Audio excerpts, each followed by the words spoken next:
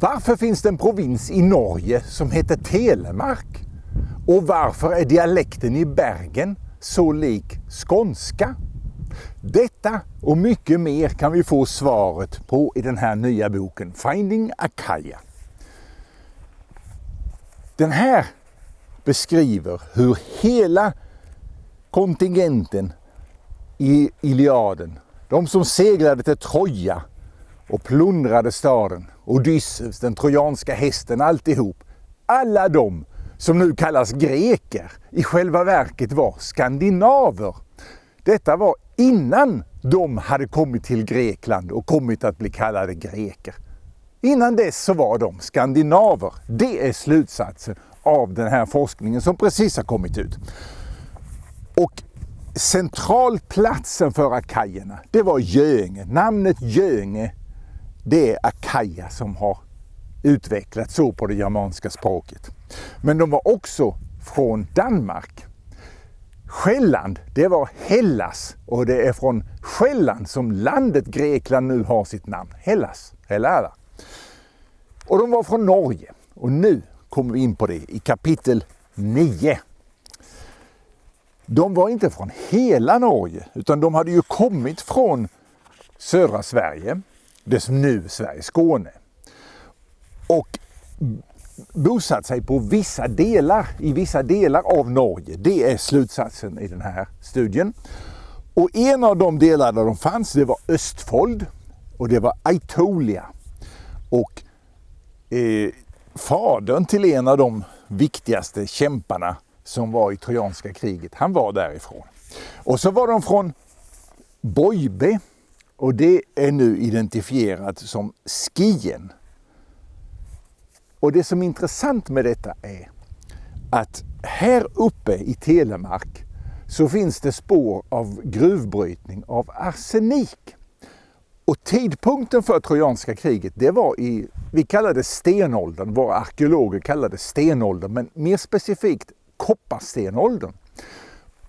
Och om du känner till Iliaden så vet du att Menelaos, den sköna Helenas make, han gick i envig med Paris som hade rövat bort Helena. Och när han slog med sitt svärd så bröts det av. Och då kastade han det och tog istället Paris i hjälmen. Men varför bröts svärdet av? Hade det varit koppar så skulle det ju ha böjts. Hade det varit tennbrons så skulle det inte ha brustit. Det var skört. Det var alltså ett arsenikbronssvärd. Och det betyder att de var i kopparstenåldern. Så den här nutida dateringen, slutet av bronsåldern, är ju helt falsk bara på den lilla detaljen. Va? Men det som då är intressant är att uppe i Telemark, och tele det är ju långt bort på grekiska, som i teleobjektiv, som jag använder nu här. Det var här uppe finns det spår av det. Men nere här vid kusten, vid Porsgrunn tror jag det heter nu, där finns Norges enda fynd av högkoncentrerad tenn. Och de upptäckte ju sen tenn på den tiden och kunde göra brons med tenn som var mycket bättre och inte giftigt som arsenik. Så den här platsen, det var nog en viktig plats för dem. Men sen fanns det inga flera sådana här som var med i trojanska kriget från Norge förrän vi kommer ner till Stavanger. Där är nästa plats. Och där har jag identifierat en plats vid Tananger, väster om Stavanger. Saumakien. En hillfort, vad heter det på svenska? En fornborg där. Och tvärs över fjorden finns det en plats som heter Melibojan, heter det på grekiska, som jag har identifierat med Mellberg, som är en gård, bara en gård. Men där finns det alltså en gravhög som togs bort 1953. Den togs bort. Och när man tog bort den så hittar man en sten med hällristningar av skepp och hjulkors. Samma symboler som de använde i Sverige. Så Mellberg, det var nog Meliboja. Och jag ska hoppa lite snabbt framåt här. Hordaland var det många skepp som kom ifrån. Och Hordaland och Hardangerfjord. Från bergen fanns det ingen, men från Hardangerfjord det var nog en viktig mineral- och metallutvinningsplats.